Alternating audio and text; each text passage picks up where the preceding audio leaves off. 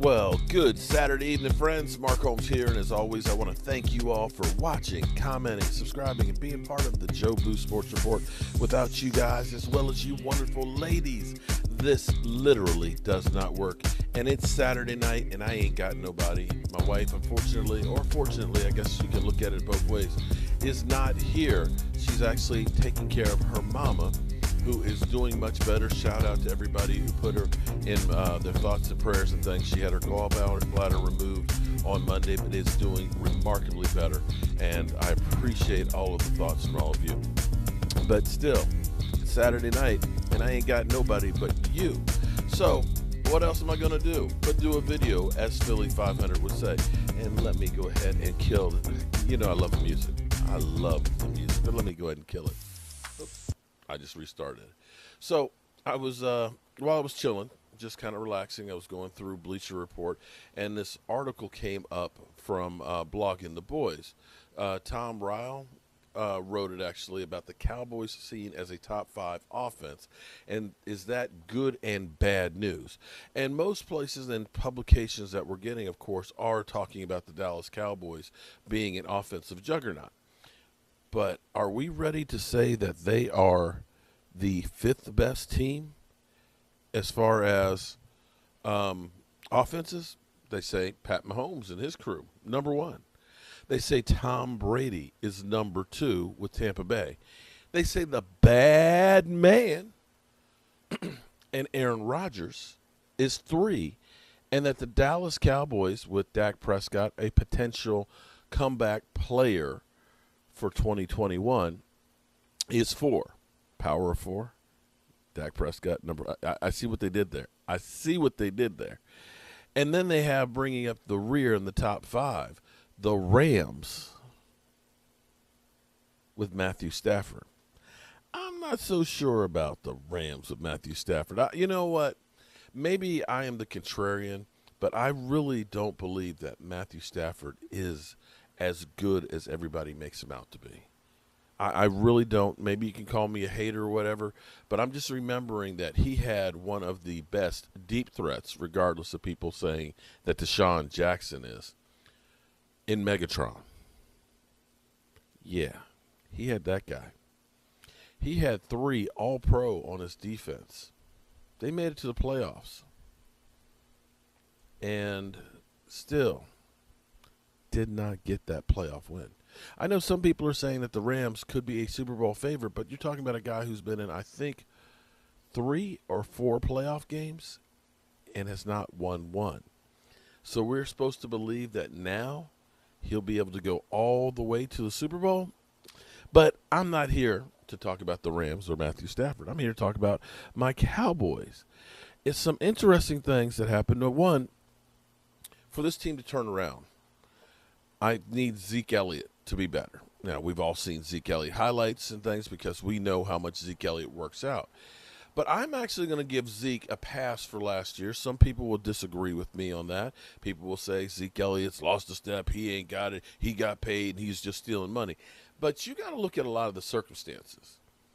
I hate to say it, but our offensive line was in shambles. You can't go to your 5th offensive tackle and think that you're going to succeed in the NFL. We saw what happened when we just lost Tyron Smith a few years back against the Atlanta Falcons, where Chaz Green gave up, 5 sacks, 6 sacks? They gave up 8 sacks in one game. And if the offensive line can't block, you can't expect Zeke Elliott to be able to go through holes that aren't there. Now, is Zeke the same guy he was in 2016? Probably not, but I'm not the same guy I was in 2016. Hell, I've gone off a cliff. But I can still take care of business. But one other thing that people don't seem to remember too much is, and I want to go back a little bit here, if I can get my cursor. It's too many damn computer screens. I want to go back here. This was the end of June. And no, he's not low-key faded.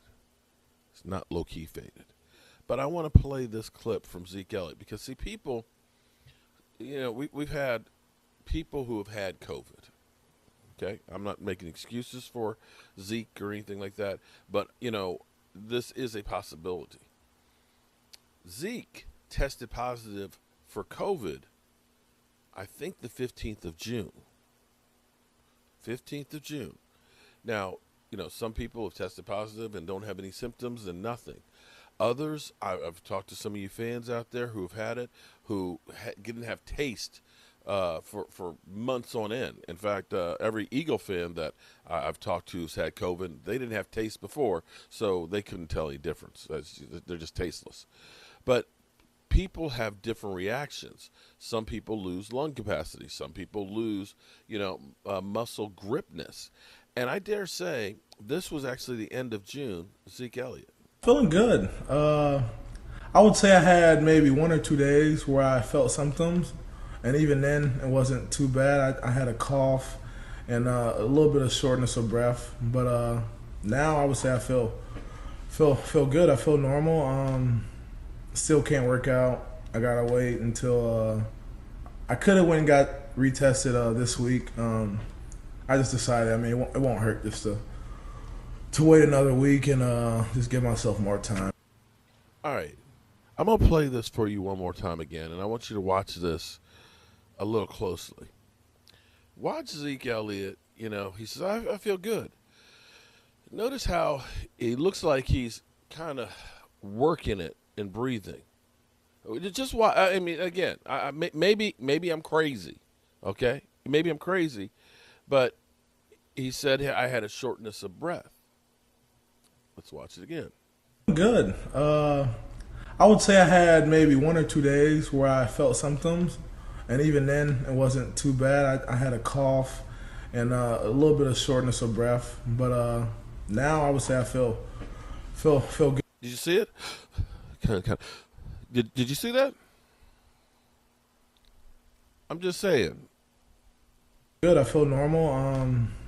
Still can't work out. I gotta wait until I could have went and got retested this week. I just decided. I mean, it won't hurt just to wait. Did you see it again? You see, I kind of struggled to get it. You did. Am I crazy? Am I crazy? Okay. Another week and just give myself more time to rest up. But okay.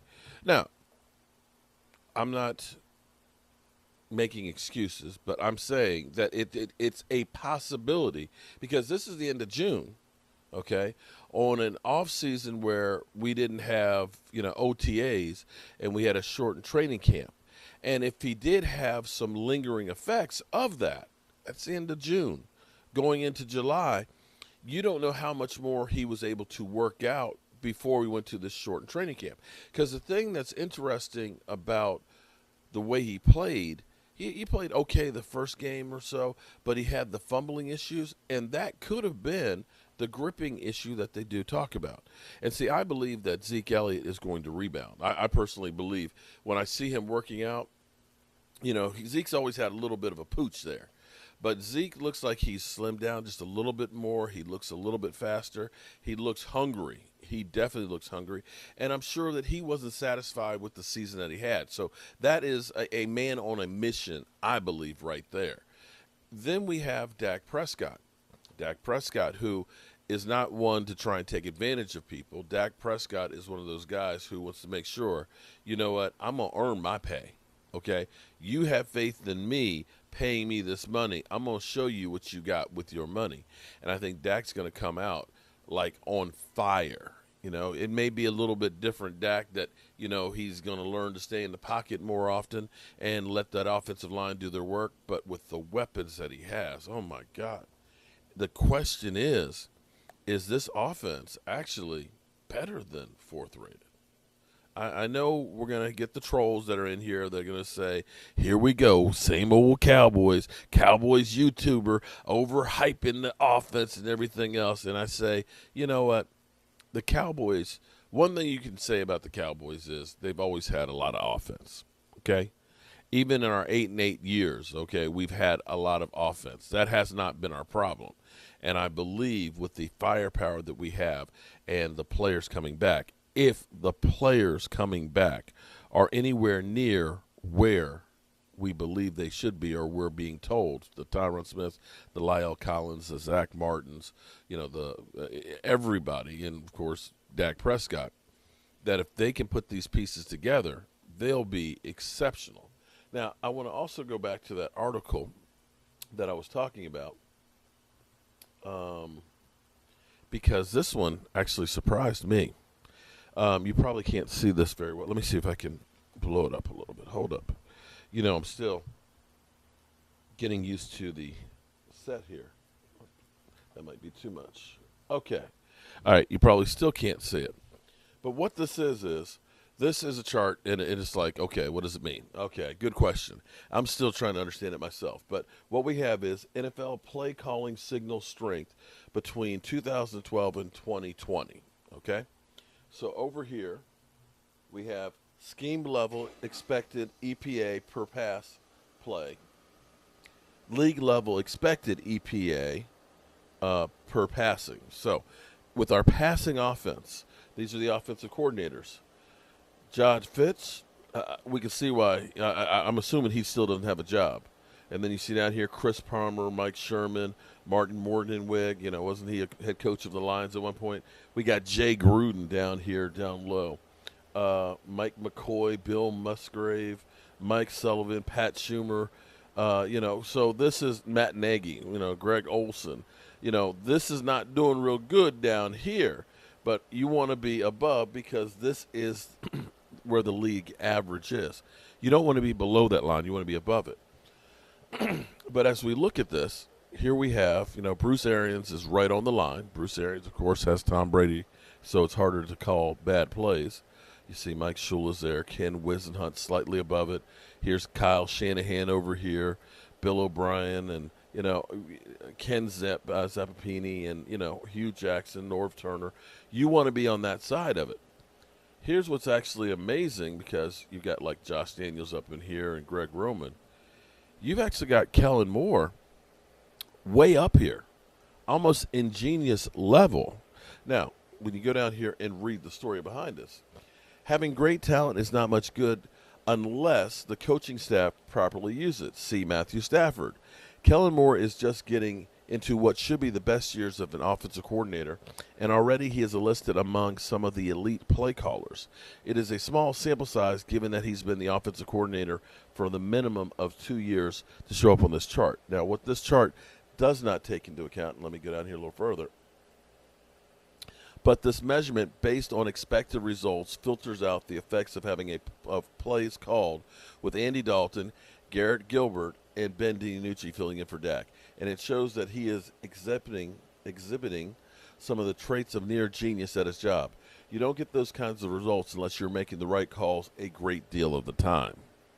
All right, so the last thing I will pull up here is I want to play this again. Defense, obviously a huge priority in the draft. Their first 6 choices coming on that side of the ball. We know what the offense is capable of when healthy. Did the Cowboys do enough this offseason in total to win the NFC East? There's so many things to cover as it pertains to how you fix the Cowboys, because we were talking this team had a chance at a Super Bowl. They said goodbye to Jason Garrett. They got a head coach with skins on the wall. Dak Prescott was putting up all the gaudy numbers. The offensive line was healthy, and we weren't too worried about this defense. By the way, we're bringing in Jim Tomsula, right? And it seemed like they got lucky even in the draft with CeeDee Lamb, and then the wheels came off the bus. One of the wheels that came off the bus was Ezekiel Elliott. He wasn't as productive as he's been in years past, and I've argued he was asked to do a lot on offense. In the absence of Dak Prescott, they went through 4 quarterbacks. And again, a new coach. They also sort of changed the quarterback coach. They running backs, tight end, and go down the list. There were so many injuries on offense. And so this offseason, I actually talked to Josh Hicks. He's Ezekiel Elliott's offseason running backs coach. And he said they're getting back to the basics. Foot speed. He's becoming more elusive. He's getting quicker, getting that savviness back. In fact, he said he looks about as good as he's looked since he's entered the NFL. So I think taking care of that's going to be huge, because when they would get behind early with those balls, when they would drop the ball and then, of course, the other team would capitalize, that would put the Cowboys in the hole. Then my next argument is they finally addressed the defense through the draft. They said they were going to, and they went in big. First 3 picks in the draft, obviously going to defense, and they got a couple of guys who other teams sort of had some concerns about because of the off-the-field issues. But by some of the reports just coming from rookie minicamp, these guys have got a little bit of a dog in them. And I think that they might find some true gems in this group if they can just stay the course. And so if you look at the defense, you just get them a little bit more to the middle of the pack and get that offense to where they were back in 2016. That was a 13-3 team.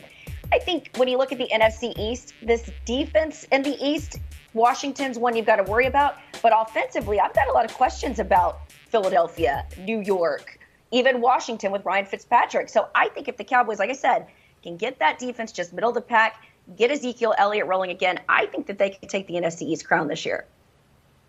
You know, the Cowboys always get me to take the cheese, man. I just look at their roster. I like Coach Mike. They always get me to take the cheese. And I'm taking the cheese again. And the reason why I'm taking the cheese is because you're getting the man back, and that is Dak Prescott. He's the best quarterback in the division. When you have the best quarterback in the division, you have a very good chance of winning the division. You talked about what they did on the defensive side of the ball, all the upgrades they did on the defensive side of the ball, so you probably should not give up 50 points, and Dak Prescott and Zeke got to score 55. You'll be able to stop some people, get some turnovers, get the ball back to this high-powered offense, and then we'll see the best Zeke.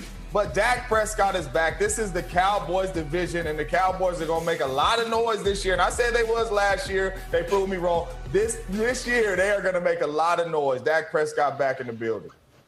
Yeah, I can't disagree with both of you guys on this one. I'd like to, but I can't. But I guess the only question I have is really Dan Quinn and his defense, right? In Atlanta, you know, out of the 6 seasons he was there, the defense only finished in the top 10 one time. So, I mean, I know when he was in Seattle, they finished in the top 10. I believe they were really good. I think they were number 1 2 of the years that he was a defensive coordinator there. So the key is, can he bring a defense to Dallas that's going to be, like you said, Jay, in the middle of the pack or greater or better? If he does that, to me, there's no question the Cowboys will win that division. Okay. Now, I want to go back to something that they also touched on there. When you have a quarterback, you typically, the best quarterback wins the division. Think about it. AFC East, Buffalo Bills, boom. They had the best quarterback.